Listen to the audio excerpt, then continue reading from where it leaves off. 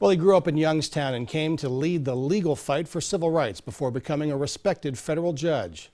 Nathaniel Jones passed away yesterday in Cincinnati. First News senior reporter Jerry Ricciuti talked with two local judges about the man they called a role model and mentor. U.S. District Judge BENITA PEARSON grew up knowing of Nathaniel Jones's reputation as a law school student and aspiring young attorney. But the first time she ever met him face-to-face was when she interviewed for her job on the federal bench. And by the way, his questions during that interview were the most intimidating I received, but they were also the most illuminating I received.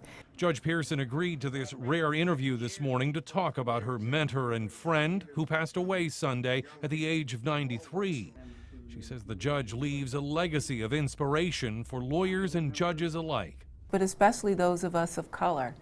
He was a role model. He was someone to emulate. Jones was born in 1926 in Youngstown and grew up in Smoky Hollow.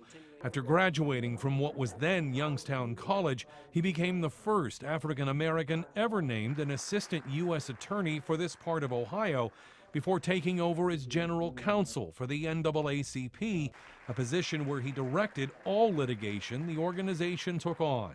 To confront that which is offensive and that which harms people. Judge Jones was appointed to the 6th Circuit Court of Appeals in Cincinnati in 1979, retiring as senior judge in 2002.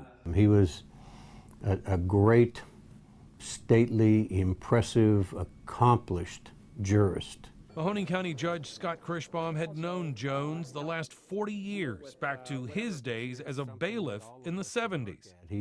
If he walked in the room, he had a presence about him that captivated everybody in the room. In 2003, Youngstown's new bankruptcy court was opened, bearing his name. The now retired judge's voice filled with emotion. Thanks to my mother and father, from whom I first learned the art of coping in the face of adversity. Judge Pearson tells me while she'll miss his laughter and his insights, she knows Nathaniel Jones will never be that far away. He's where he needs to be. He's in my head and he's in my heart.